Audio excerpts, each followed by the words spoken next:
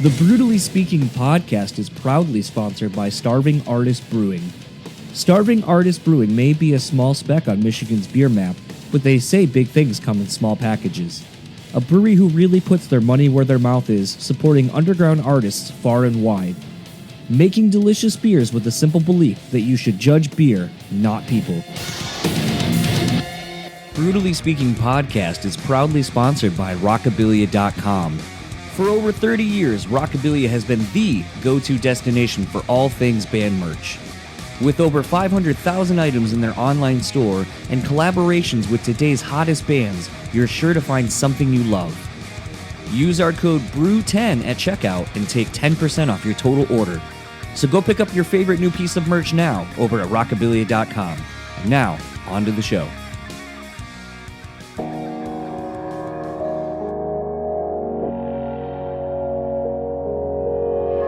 Say you have to have a lot of passion for what you're doing. This rings true because it's so hard that if you don't, any rational person would give up. It's really hard, and you have to do it over a sustained period of time. So if you don't love it, and if you're not having fun doing it, you're gonna give up.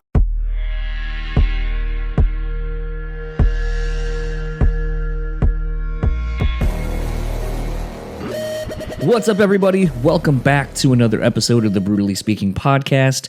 I am your host, John, and this episode's guest is Scott Ian Lewis, singer of Carnifex.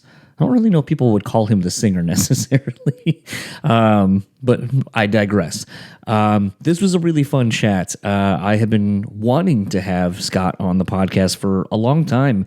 I mean, it's no secret, I talk about a lot of the podcasts that I personally listen to, and whenever Scott's been on them, I always just feel like very akin to like a Doc Coyle. I feel like he is very articulate, very smart, and just one of those people that upon hearing him on all these shows for so long, I just really wanted to have him on. And, I talk all the time about how, I try to get people on and it just doesn't happen for whatever reason, and is just a thing where this once again reminds me that sometimes like things don't pan out when you want them to, but when they do, there's kind of a reason why. And I feel like the conversation we had surrounding the new record for Necromanteum, I think I might be saying that wrong.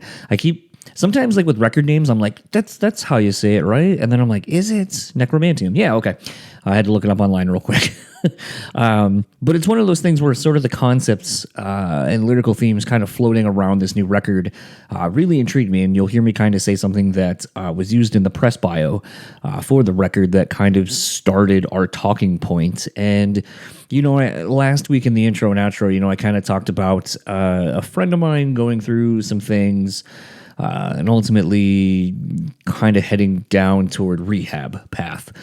Also, as well, some suicidal ideations and so forth, and the idea of death. And, these are things that I've talked about on the podcast and throughout the last handful of years, honestly, and is one of those things where sort of the approach that Scott and the Carnifex guys, but I'll kind of mainly focus on Scott, really intrigued me. And I think kind of the record maybe kind of help me navigate some of these thoughts I've been working through, dealing with my friend and dealing with people who have passed and other people, and just kind of letting my mind wander too. I mean, I I have said on the show quite a bit, like even if you go back to, I can't remember who it was off the top of my head, but they're, talking about movies like Midsommar and the idea of, the way, spoilers, should be long enough for you to fast forward.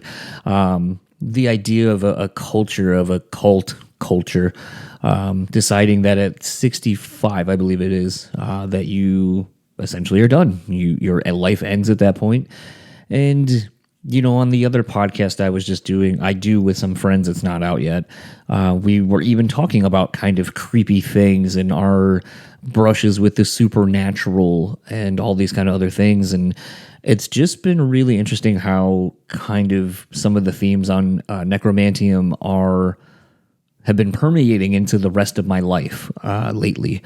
And so it was kind of a pleasure to talk to Scott about some of these things and kind of delve a little bit deeper. And I think something that gets misconstrued sometimes is when we are, I don't want to say fixated on death, but I think sometimes when people think someone is fixated on a dark idea or a dark concept, thinking about morality and things like that, I think a lot of times people are afraid to do such and feel like it is a negative thing. Whereas I tend to find and have found my whole life, I think it's actually a really positive thing to understand that you are not going to live forever, to understand that your mortality is not something that it is finite. There is a beginning, there is an end, there will be an end. And I think the faster you can understand that and not let it give you anxiety or that it will hinder you in any way, it sort of really does the opposite, I think, of what it does to a lot of people, which is it allows you the freedom to start living your life because you understand it is what you make of it. It is the one life you have. And I think, actually, no, I'm going to stick with I think because I don't know, and you, another thing I learned in therapy is you don't speak with feelings. Feelings aren't facts, as someone has once told me. So I will only deal with what I feel. But I do notice that a lot of people who have come to this same realization are genuinely a lot more positive outwardly about things, more excited to life experiences and doing things because we just kind of all understand that it's not going to be forever. All of that said, I don't necessarily want to be super dark or morose about this. I did really enjoy this fucking conversation with Scott. So without further ado, let's get into it, and I'll talk to you all on the other side of it.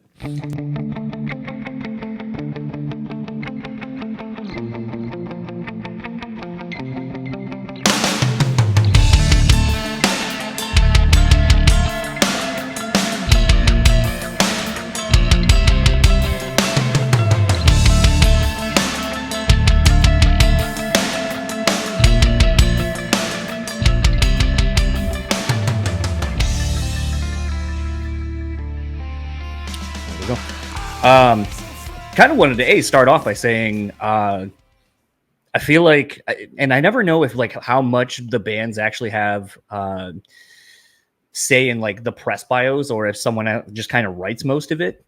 But reading, because I was already interested in having you come on for many years actually, but seeing the email I got, and you were talking about wanting to dive into supernatural, ethereal subjects, astral projection, the duality of man, crossroads of intellectualism and supernatural things, and that doctors were performing seances at different points in time, and just the like that alone, if that doesn't sell the fucking record or make you at least want to hear it, like I don't know what would, because I already was interested, like I said, in hearing this record and wanting to talk to you, but seeing that, it's just like I don't feel like people fucking think of things like this to speak about, or just kind of really kind of going out on a limb and exploring something so, I don't want to say polarizing, I don't want to say deep, but it's just, it's interesting. And to me, first of all, I guess, what made you want to tackle these themes in your lyrics and the concept for this record?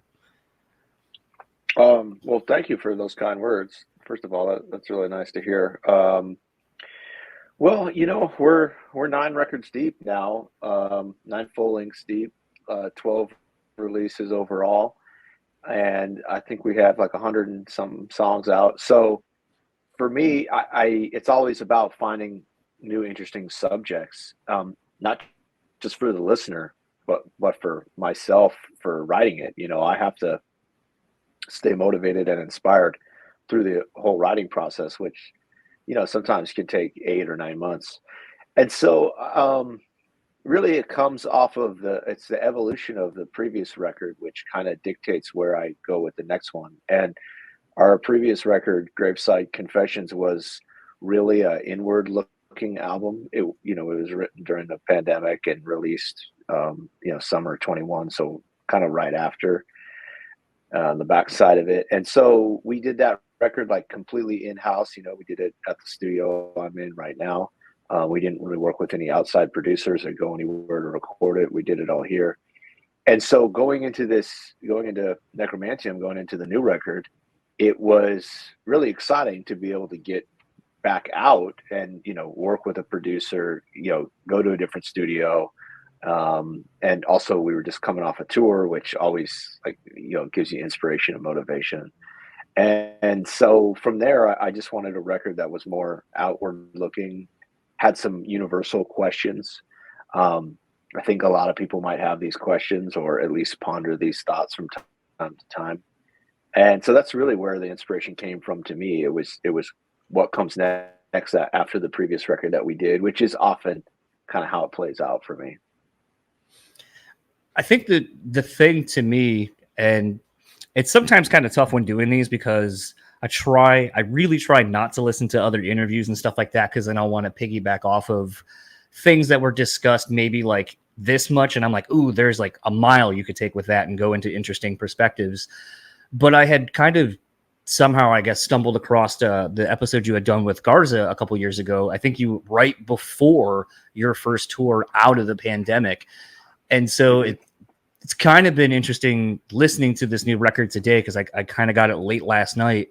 So I think I listened to it about 7 or 8 times already, and then listened to the chat you did with Garza. So there's kind of a through line, interestingly, between sort of where you were, I'll say personally and professionally, where you are with the Garza thing versus kind of where you are now. And I feel like it would be hard for someone not to essentially have their whole livelihood taken away and not start looking inward and start pondering what is next, not just from a professional standpoint, but even from a standpoint of just as a person, where you're like, okay, I've been doing this since I was late teens. Now I'm, I'll at least say you're probably around my age, like almost 40 or a little bit older then. And it's a thing where it's like, how do you not look at your life and go, well, fuck, what was it all worth if I have nothing really to show for it, and not look inward?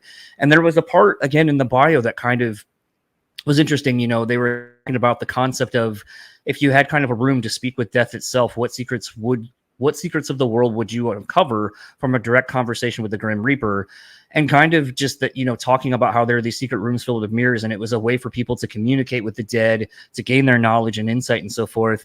And I just kind of looked at that as almost like, maybe people give credence to the supernatural when really it's just the natural of themselves looking inward and dealing with themselves, which can be a ghost of sorts, because we just shove these things down and don't want to like think about or permeate, like the ideas that permeate in our head that we're like, well, fuck, what if I'm not good enough? What if this goes away? What ifs of the world? And that I wonder if that's kind of really what it all breaks down to being, is just, this is just a reflection of self, and you're forced to look at yourself and move forward. A lot of what you said is really accurate. And then, there's that quote out there. I forget exactly who said it, but it's what every painting is a self-portrait. And so kind of going off what you said at the beginning there was, during the pandemic, and yes, I started Carnifex when I was 20. And then going through the pandemic, I was, 36, 37. Now I'm 38, and it was exactly what you were saying. Like, it was like, what am I doing? What did I do with the last 18 years of my life? Is this where it just sort of comes to an end? Is this pandemic where, we can't tour, we can't be a business, we can't make any money as professional musicians. So, on to the next. That, it seemed like such a bitter pill to swallow. It was just such a harsh reality of really having to grapple with the idea of, well, I guess that was the ride. Hope you enjoyed it, and it was kind of like, wow, talk about not on your own terms. It's like we had a great record in World War X that cycle just got erased, and that's it, done. And it was really challenging because, not only were we not able to be on the road and work, but also because of the circumstances of the pandemic, it was very hard financially. You know, we were just about to leave for a tour with Three Teeth, the Meta X tour, and we were 8 hours away from the bus picking us up when everything got canceled. So we had already spent a lot of money on the pre-production of that tour and the upfront cost of that tour, which that at the time, that was going to be the biggest tour that we'd ever headlined, biggest tour of our career. You know, we had, over 6 figures in contracts done. All we got to do is go play the show. You know, we had 700 VIP tickets already sold, which those are great money makers for bands. And we had never sold that many before. And to go from thinking, the band's going to generate $250,000 in a month to, oh, not only are you not going to make that money, but you're actually $60,000 in high interest debt now. It was like a yo-yo effect that was really hard to grapple with. And anyone that runs a small business knows at the end of the day, you, the business owner, are who is responsible for that money. Yeah. And so it was like getting the rug pulled out from you at 100 miles an hour. We went from thinking we're going to have the best year ever to having the worst year ever, as a business. And that was really hard to deal with, because we've been doing this for so long. Like, this is our livelihood. This is how we make a living. We have crew that lives off this, like all that stuff. So it was very challenging. So you're dealing with two issues there. You're a really practical issue in how do I keep the lights on and how do I get this mortgage paid? And then the emotional side, which is, did I just spend the last 15 years of my life doing something that literally added up to nothing? And now I'm just in all this debt and can't work anymore. And those two things combined, they made for a very challenging time mentally. You really start to feel stupid. Like, wow, that was funny. I'm going to be in a band. You dumb. You know what I mean? Like, good idea there, dude. Great one. And so, yeah, and then, Graveside Confessions came out of that, which was a very inward looking record, very personal record, very dark record. And now that we moved past it and, our career is continuing on, business has actually never been better, ironically enough. That's when I kind of decided, this next record, Necromanteum, is going to be more outward looking. I don't need to go mine all my personal experiences again. I just did it, one, and also two, I'm in a much better place. So I don't necessarily have all those frustrations and fears that I had when I was doing Graveside. So that's kind of how we got to Necromanteum. It's something it's the one downside of getting the advances of records is typically I don't get lyrics and stuff like that. So a lot of times I have to kind of like, I was thinking about it today even too, because I was like, maybe it's almost better that way, because whatever I'm picking up is like kind of what is connecting with me, and in a weird way where it's like, that's the message I'm kind of finding. Because, musicians always say, I have the record, it's mine, and it means whatever it means to me. But as soon as it's released, now it's no longer mine. It's not in my hands, and the meanings and everything that gets taken from it are left to the consumer at that point. And I kind of have to think of those things and not like first world problem where I'm like, really wish I had the fucking lyrics so I can read along to this, because obviously you're saying something and it's impactful enough that you wrote it down, recorded it, and committed it to a record. But I also, like I said, have been trying to, in light of the whole, like, the dead speaking and so forth, I was like, well, maybe that's kind of the beauty of this, is whatever I'm picking up on is maybe what I'm meant to pick up on currently. And it's what's going to get me kind of through wherever I am in life. And then maybe down the road when the record actually comes out and I can see it, like, it'll reveal itself to me in a different way. And it kind of makes me think about how people probably don't take the time to especially a more extreme music like what you guys do, don't really kind of probably take much stock in the message that's coming through. Maybe it's more of a visceral reaction to, this riff is awesome, this blast beat makes me feel like this, the music makes me feel. And then maybe if they're ready and wanting to, they'll go on a lyrical journey with you, and kind of the music will then take a whole new shape. Has that, as a lyricist and as a vocalist of a band, has it been interesting to see how people react to the art that you put out. Yeah, and I tell you, I've learned that a record it's a living document. It's not static. Um, I I can go back and read some of the lyrics from like Dead in My Arms, for example, and I wrote some songs thinking I was talking about something else, but I read them now with some insight and some maturity, and I realize, wow, I was talking about myself here. And so even with my own lyrics, I'm still discovering new things, as kind of weird as that sounds. Um, and so I do believe that, a record really is a living document. And some records are more specific than others. Some records are more ambiguous than others. But I think as a person goes through their life, if a record connected with them and they stay with it, they're going to relate to different aspects of that album, lyrically, emotionally, musically, as they have their own evolution. Maybe certain things on the album didn't speak to them at the time, but they will later when they go through a relatable experience. You know, going back to Graveside, the lyrics were very dark, very personal, but I also actually thought they were quite good. Not to give myself credit, but good in the fact that I think someone can read them and really relate to them on a real level because there's a lot of truth in them. But that doesn't mean every person that reads them has had an experience yet where they find them relatable. So maybe you have a young fan who's 13 or 14 that kind of hasn't gone through the peaks and valleys of life yet.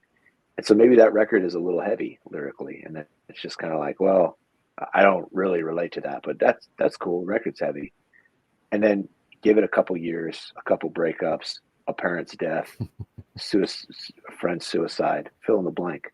And then all of a sudden they kind of are going, wow, I'm understanding these themes and concepts now and relating to them. And it's good to know I'm not alone going through this. Other people have gone through it. And now this record's giving me comfort. That was my experience with like Nine Inch Nails, a band I really love. Was when I was really young, a lot of the lyrical content of those songs didn't quite speak to me yet. I hadn't really had those experiences in life yet. I was too young and sheltered. But then as I get older and start experiencing the ups and downs of the world, all of a sudden, wow, these records, Downward Spiral makes a lot of sense now. And so my hope is that is the same for our albums. I kind of want to get a little bit spacey because it's interesting the idea of kind of being able to essentially leave your body of sorts and kind of get outside of yourself. This is something I've kind of talked about quite a bit on the podcast. I'm going to take it a step further than I really have. So during the pandemic, I ended up going to therapy for something. And a lot of it was just not dealing with like overthinking, not dealing with kind of the present. I was too busy focused on the what ifs that never happened. And then there was some family stuff that inevitably, as cliche as it is, where it's like, I've joked where it's like, they're like, oh, it seems like, let's talk about your family life. And you're like, oh, and then there seems to be a problem here or whatever. And you're like, fuck, so cliche. Of course it all comes back to this. How could it not?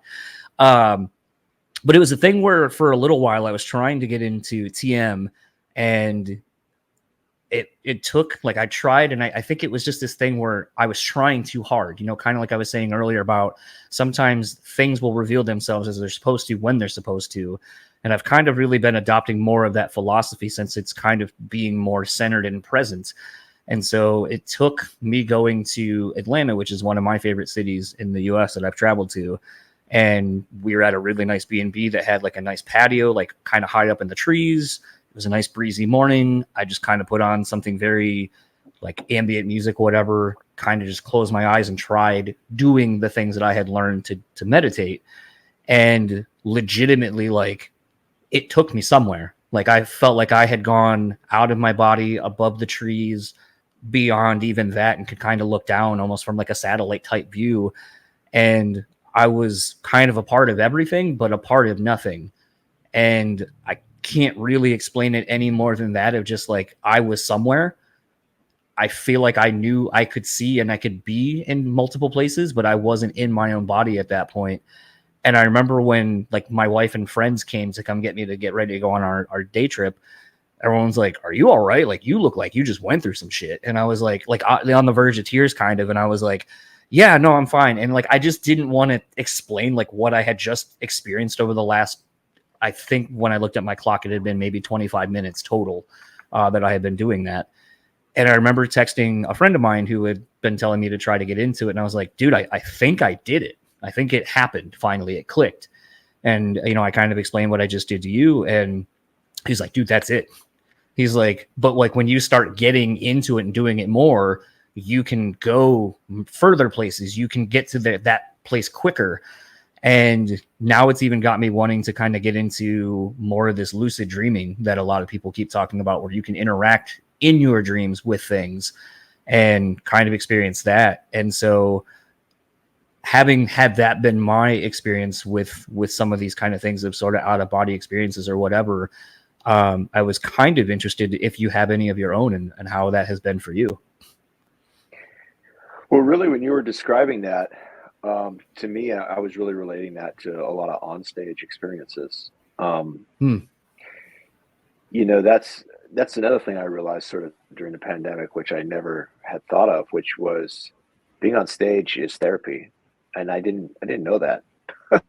You know, I didn't realize that ritual and that purge of emotion and that connection with the audience, that performance, I didn't realize how healthy that actually was, which might sound a bit weird to the uninitiated because they're just, noisy metal songs with like, there's no depth there, right? It's just noise.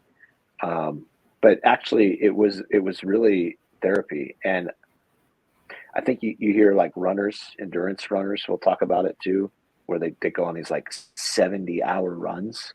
And literally they're like, yeah, I fell asleep and while I was running.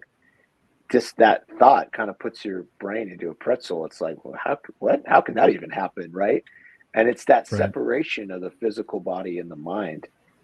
And I think we're in such a day-to-day grind of wake up, eat, rush out the door, get on the computer, do your thing, watch your shows, doom scroll, go to bed, that we don't have a moment where we're not like having to focus on each little thing as we do it, And then when I'm on stage, not every show, but the right show, certain shows, I really feel that, where it's like exactly what you were saying. It's like I'm not in my body, but I'm somewhere, I'm somewhere else, and I can see everything, including myself, but from outside of myself. And I think that kind of comes from, it's like a meditation zone, but exactly like you were saying, where it's like your body gets where it's like almost running autonomously, and your mind is able to go somewhere else and do something separately. And then when you get done with that, you probably felt at peace to some degree. You felt like, something, maybe you couldn't put your finger on it exactly, but something had been answered, and you were more calm, you were more at peace, you were more accepting. And that's one thing I really didn't realize how much I had lost by not performing, was like, oh wow, like the performance, being on tour, that purge of emotion, that ritual was really something my body had come to rely on to get out this anxiety, to get out this frustration, get past, like my mind always racing, too many questions. I do that a lot too.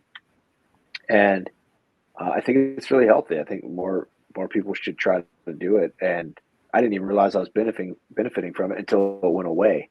And then, now I recognize it later. But at the time, it was like, why am I waking up mad? I never used to wake up mad. Where does that come from?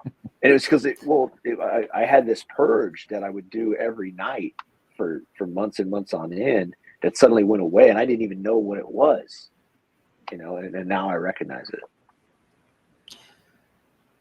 I guess first thing I think of when you say that is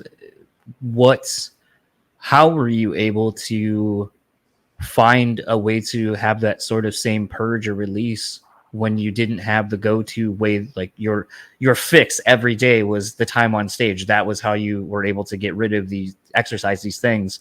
When you don't have that as an outlet anymore, what did you turn to try to get that same release for you? Well, unfortunately, I didn't. I had to go full circle. I didn't even really realize that was it until I went back on tour. And then Okay. I go back on tour, and all of a sudden I'm like, well, I feel at peace again. And then I was able to put two and two together and kind of figure out, like, oh my God, like I didn't realize like that performance actually was doing so much for me on an emotional level.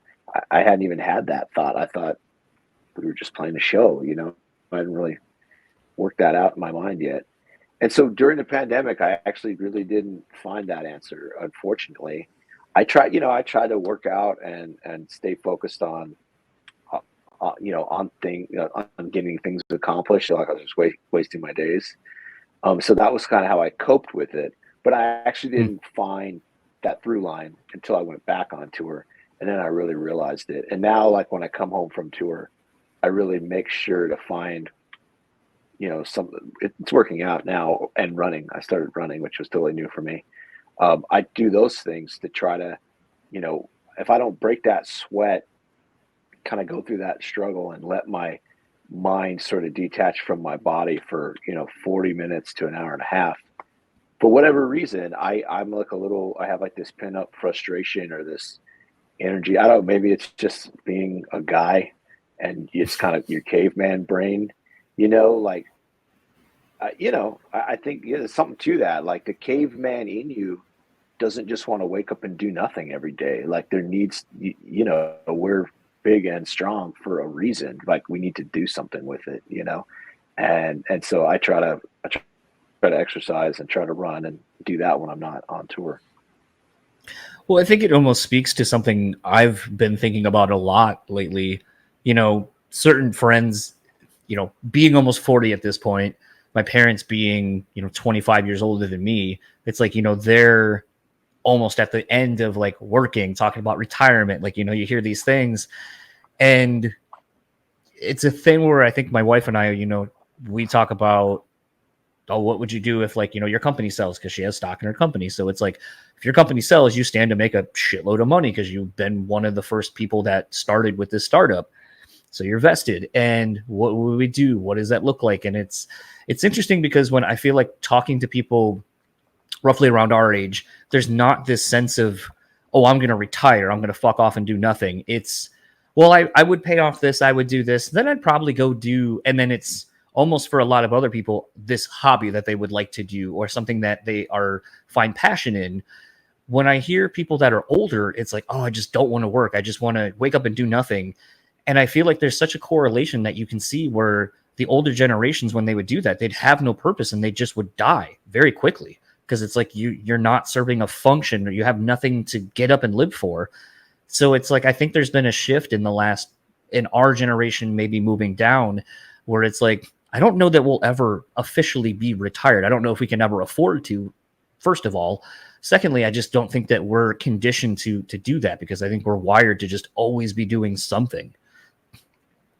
Yeah. And, my parents are a little bit older. They had me around when they were 40. So my dad is older, and he retired officially, kind of from his day job, I think in like 2007 or 2008, somewhere in there, right, right before 2010. And he went on and started his own business after the fact, because I think waking up and doing nothing sounds cool when you're in the grind and you literally, like, for a week you want to wake up and do nothing. I totally get that.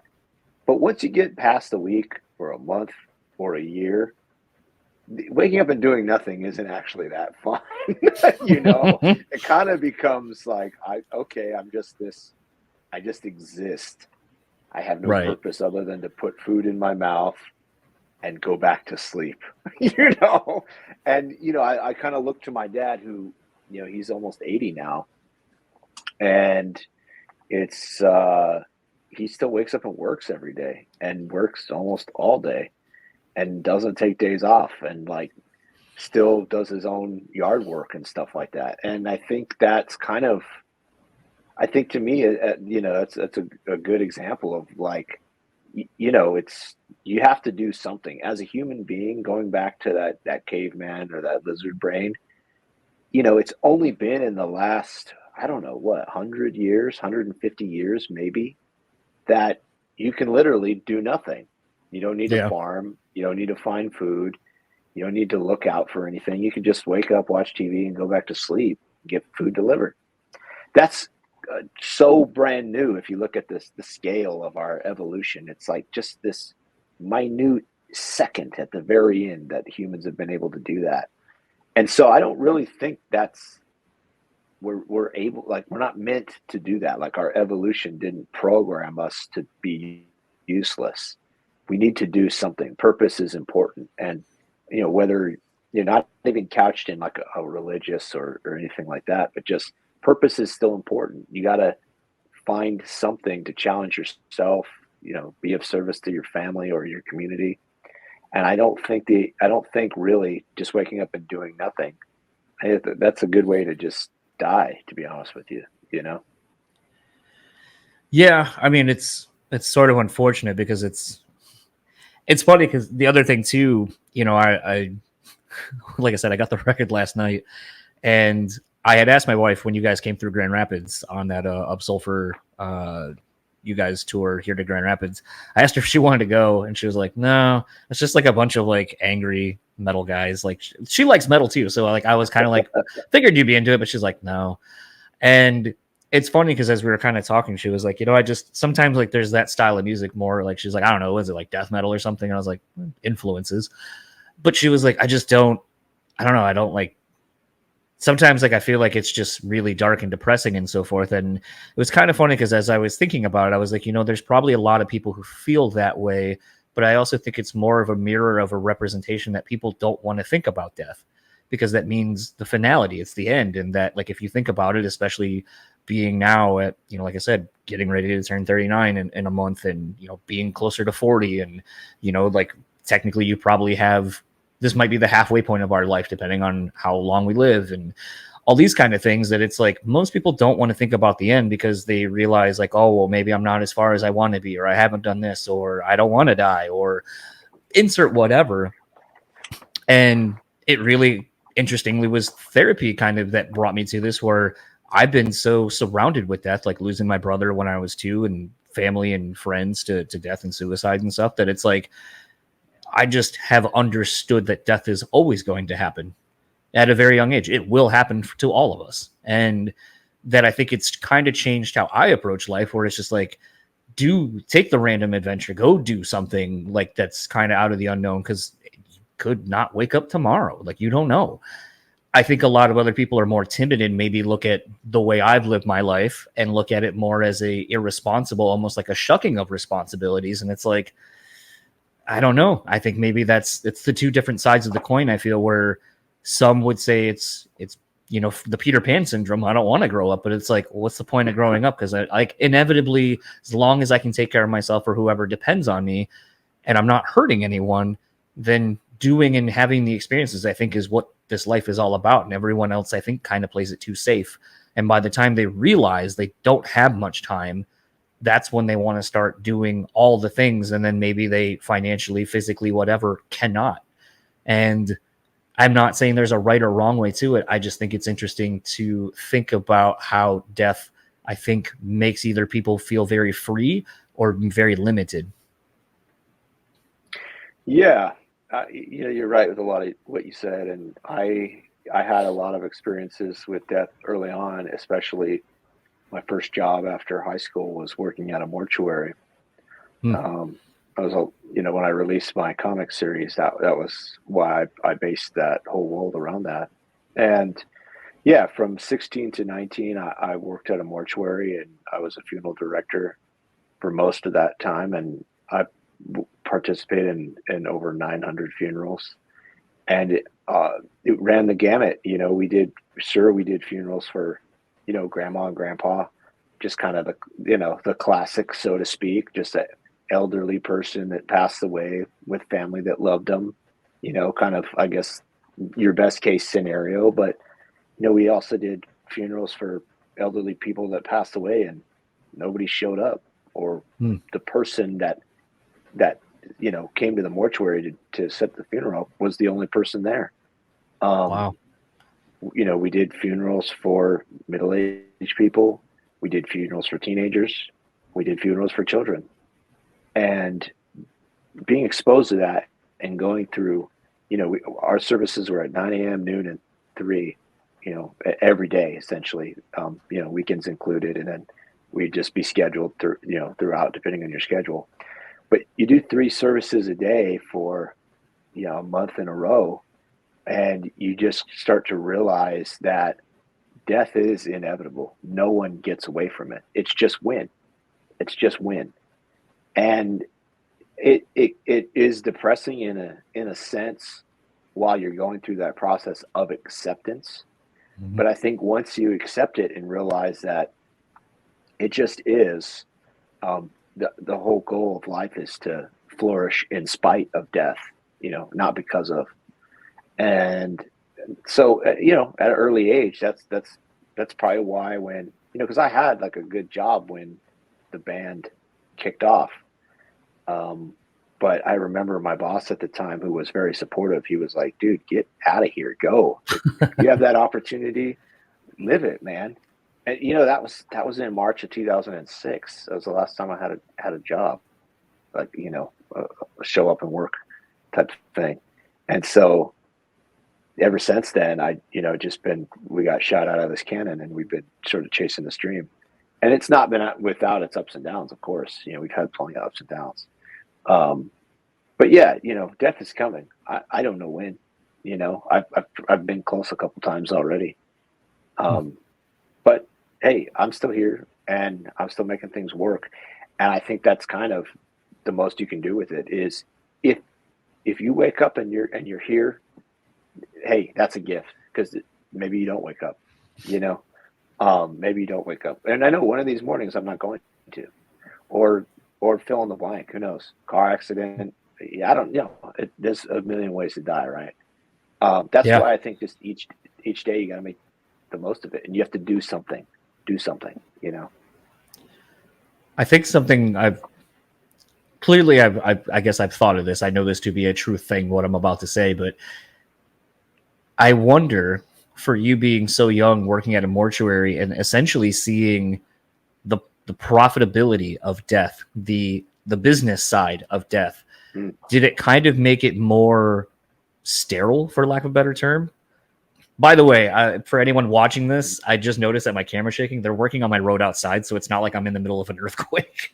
I just noticed that my camera's like vibrating, and I'm like, that's probably it's a little weird. Anyway.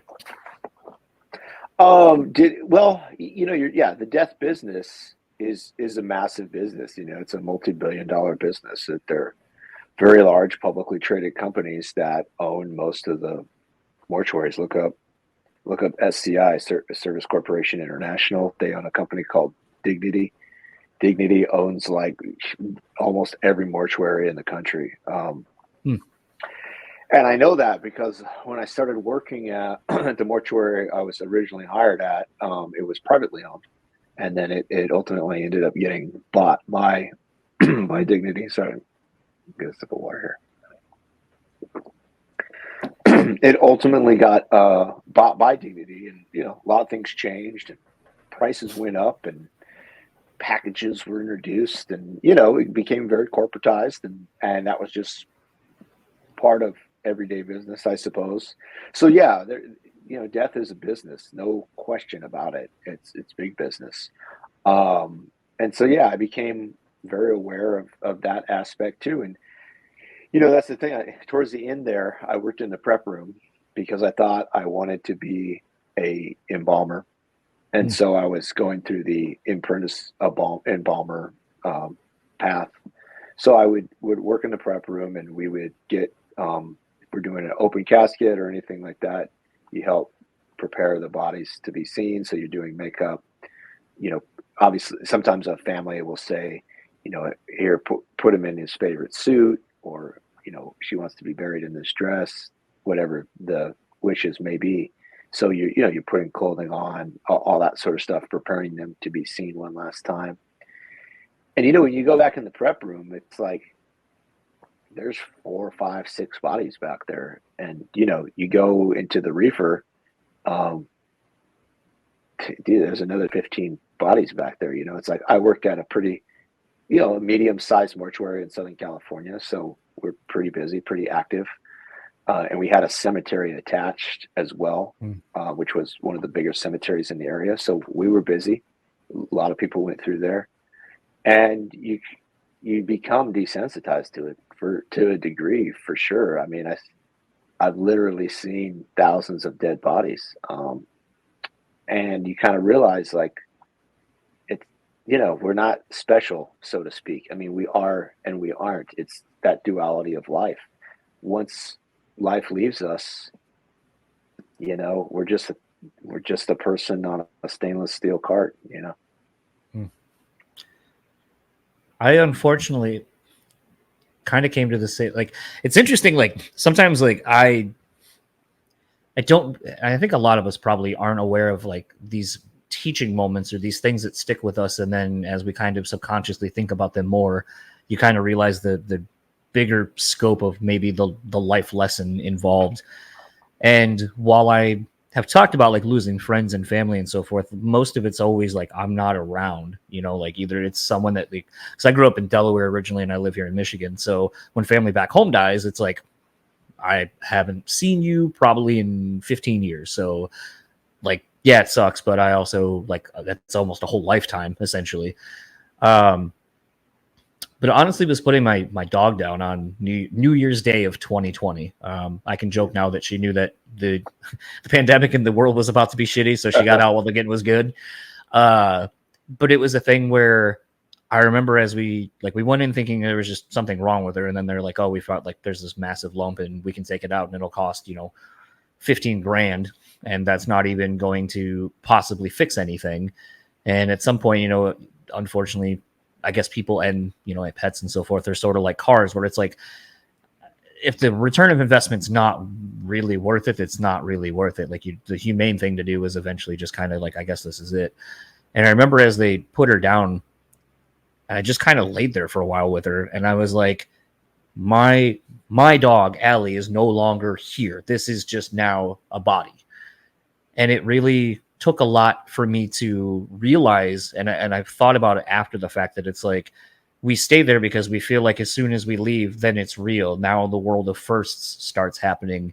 And I kind of had to do that, like, coming home. I spent 5 minutes outside my front door because I was like, as soon as I open this door, she won't be on the other side of it. It's the beginning of all these new firsts in life. And it took a long time to not be sad about it. And I mean, even still, I'm kind of like, I can go right back to those moments. But I realize that they're teaching moments where it's like, that's kind of the thing. You live your life, and when you're not here, you're not here. And you're at peace finally, hopefully, I would assume. But you then think of kind of the ramifications of the people that you've touched. How did they, like, it's the beginning of the firsts for so many people.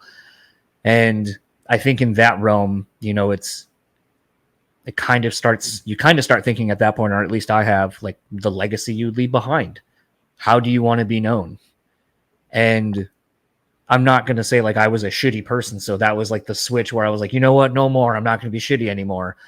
But I think it made me a lot more aware of, like, I hope that when this happens to me, that people will look back and go, damn, like, he worked hard, he was a good person, all these kind of things, and that I leave behind something of a positive note on this world. And I don't know, it's something that I don't think a lot of people probably think about, because I think people don't think about themselves not existing anymore. Yeah. How are we remembered, right? That was something I really remember experiencing a lot at the mortuary, because what do people do at a funeral? They get up and they talk about them, right? And you could tell when someone was an asshole, because not many people would talk, first of all, and the people that did, they would always, he had his ways, we all know, and then everyone sort of, like, gives the laugh, right? And it's like, oh, okay. Like I've seen enough funerals to know what that's code for, which is, he had his ways, and we didn't always, get along, but I loved him. You'd hear stuff like that, and it's like, okay, I get what that means, and do you want to be remembered? You want people to get up there and go, yeah, John, right? Right? Hey, we all loved him, but he had his ways, you're just like, damn, no, I don't want that.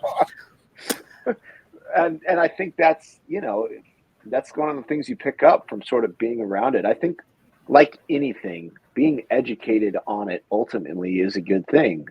It's why we have sex education, right?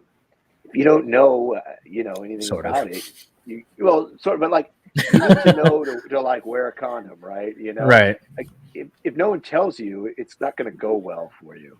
Right. Or like a gun, being around guns, let's say, if you don't know anything about it, well, you're probably going to get in trouble and hurt yourself or someone else, and not be prepared. And so maybe, guns and death, there's a parallel there. Like you might be a little uncomfortable.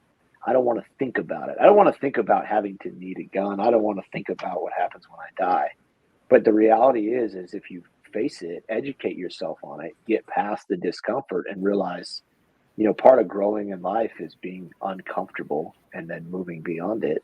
You're probably going to be better off ultimately to put that fear and that anxiety behind you and just realize, oh, okay, now I know about that. Now I can just keep on living, Well, I think that's where growth really happens, is in that uncomfortableness. Mm-hmm. The other thing that I think is really interesting, and I think I would just assume, even beyond working in a mortuary, but I'm going to focus on that for just a second. But I feel like that probably made you so much better and more in tune with reading people and understanding like nonverbal clues and so forth. If you weren't already akin or attuned to those things, I feel like that probably, I would have to imagine it made you better in the band situation where you're constantly meeting brand new people and having to like interact with them and getting a sense of like, especially when you're starting off, like, hey, like you guys can crash at our place or whatever. And you can kind of maybe be like, I don't know. I'm kind of getting like a bad vibe off you. Maybe I don't want to go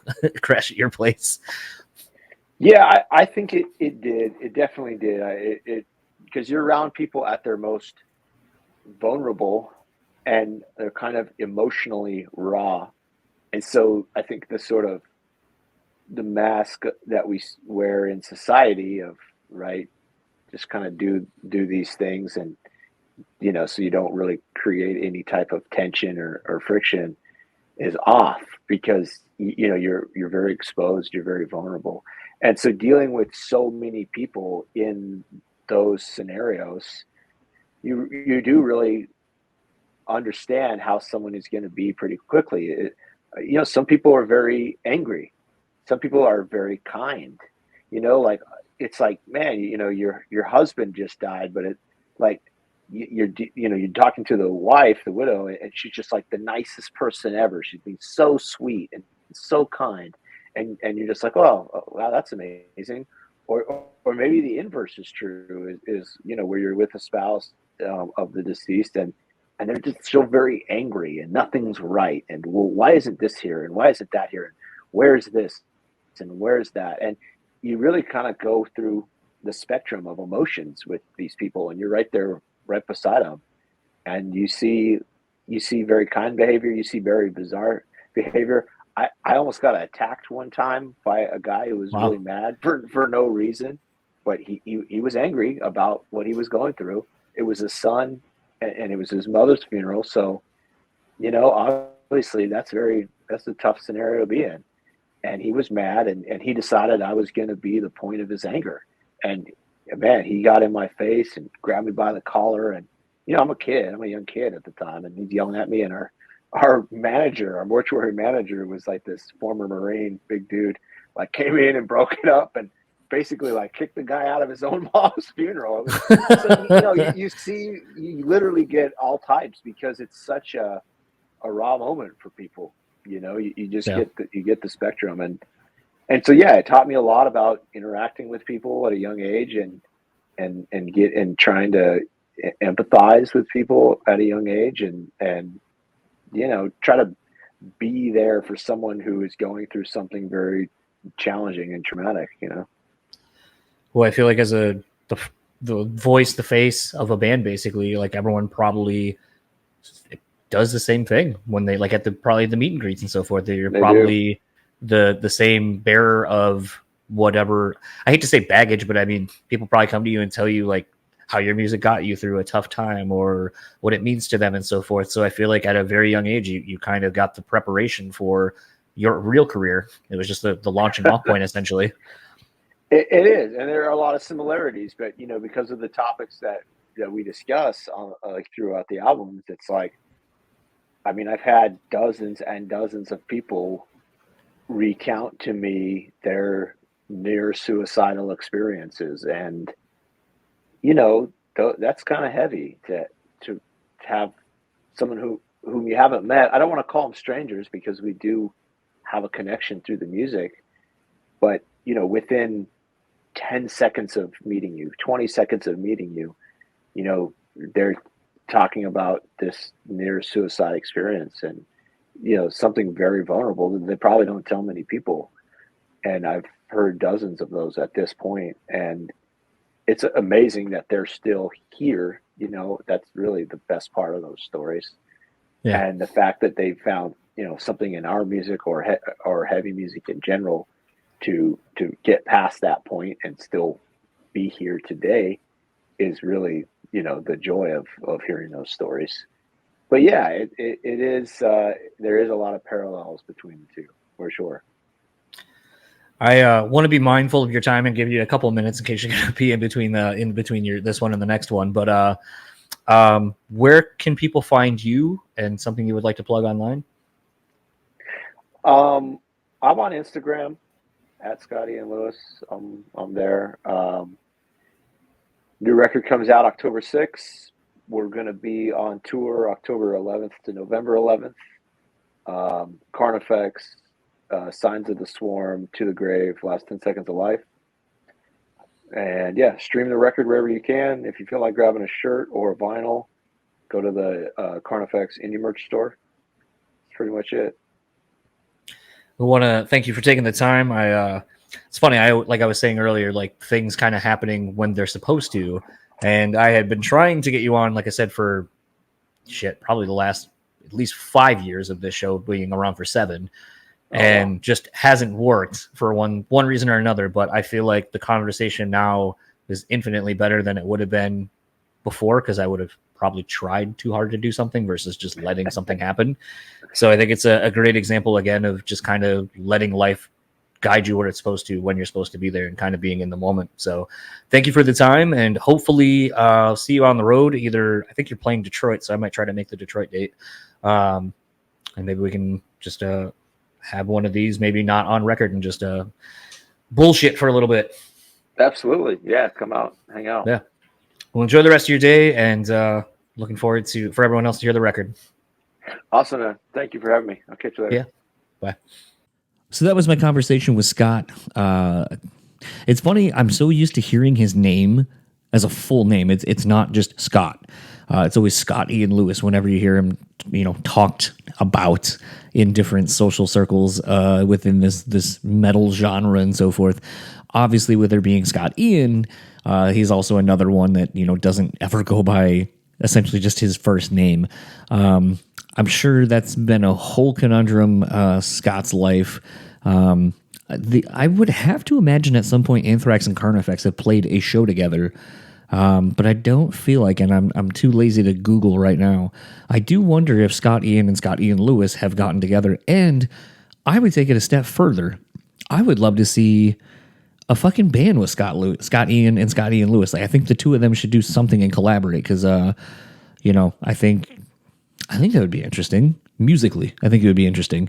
But all that said, I want to thank Scott for taking the time, kind of going down the rabbit hole with some of my questions, and just kind of being really honest about some of it. I mean, toward the end there, talking about working at a mortuarium, and what does that do to a person, especially at a young age.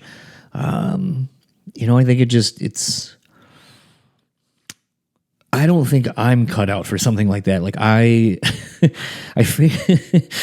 remember working actually at the job I went back to that I'm at now at the screen printing place. And I remember I started working at what was kind of known as Mini. It was the Mini version of the main big company that I work for, and was a thing where they were trying to make it to where we were going to do a lot of the smaller jobs that the bigger company just like didn't really have time or the effort to take on, because when you're dealing with bigger clients, like Diamond Supply Company or DGK or something like that, it's like that's your moneymaker. You can't have like the mom and pop shop that needs 200 shirts made, for somebody. And I remember it was my coworker and I running a press on like a Friday, and it was as we were about to close up the Mini version and integrate everything back to the one location.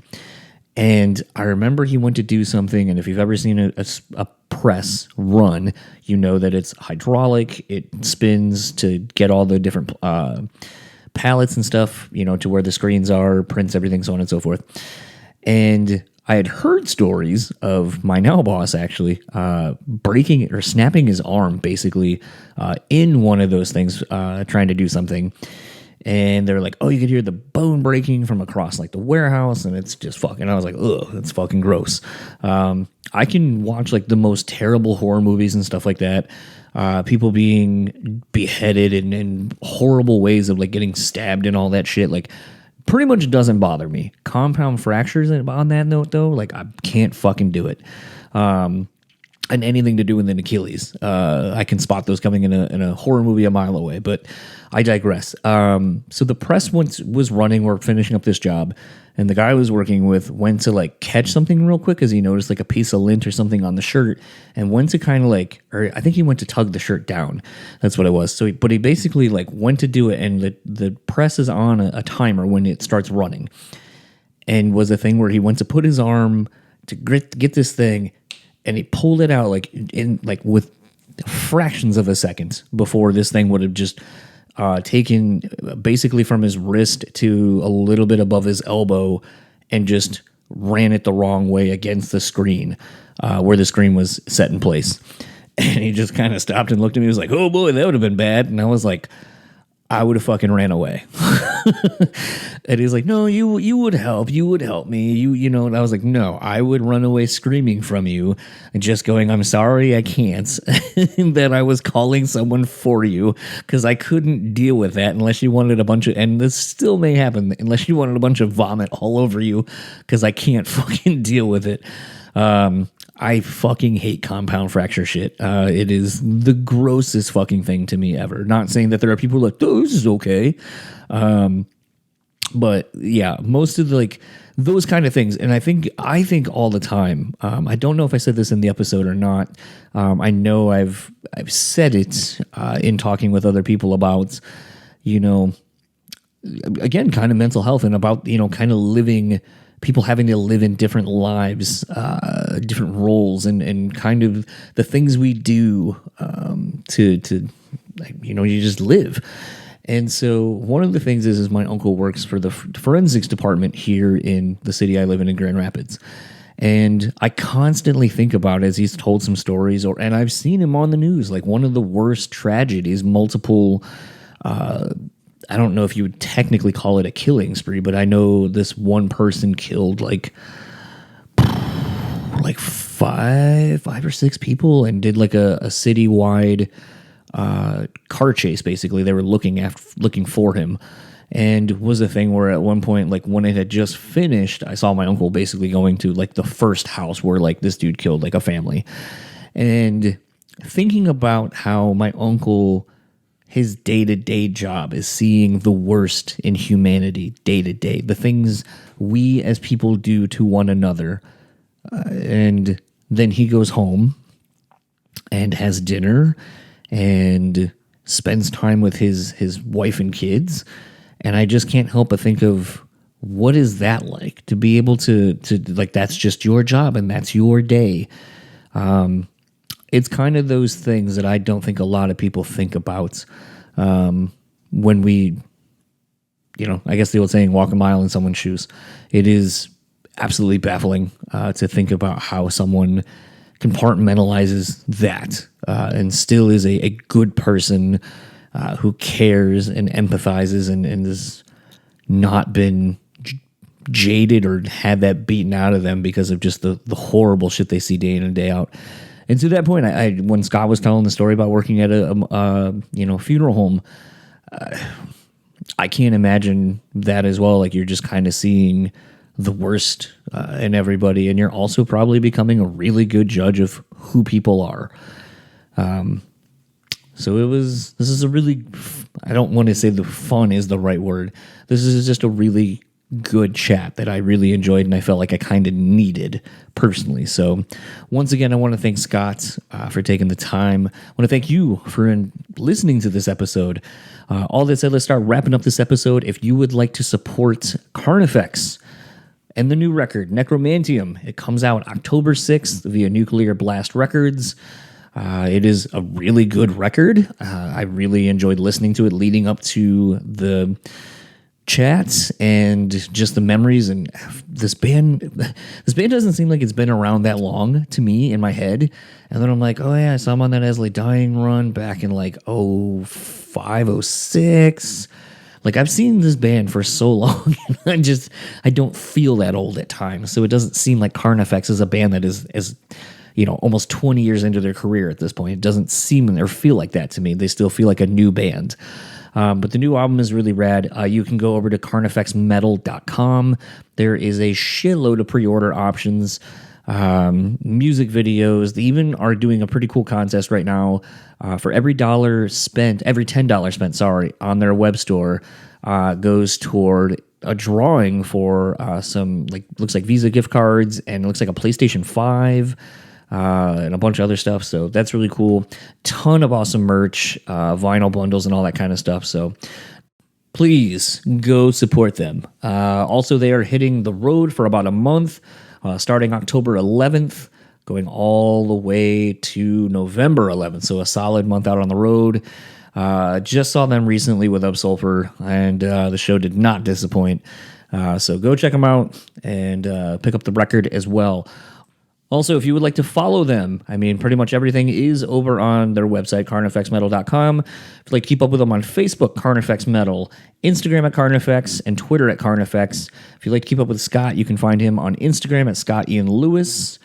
And if you would like to keep up with the podcast, you can find us simple enough on Brewspeak Pod on all your social media platforms. If you would like to rate, review, subscribe, however you can do that on whatever platform you are listening to, please do such. Greatly appreciated. You can email me at brewtallyspeaking@gmail.com. And thanks to our podcast sponsors, Rockabilia. Use our code BREWtally at checkout. Take 10% off your total purchase order. And Starving Artist Brewery as well. I want to thank them, the guys and gals that work there. It has been such a great honor and privilege to get to know these people and to call them friends as well, beyond just being people who support the podcast monetarily. So go support them. And for the Brewtally Speaking podcast, I am John, and I will see you all next week where we have Craig and James from Caskets on. That was a really interesting one. Can't wait to share it with you. And I will see you all next week. Have a good one.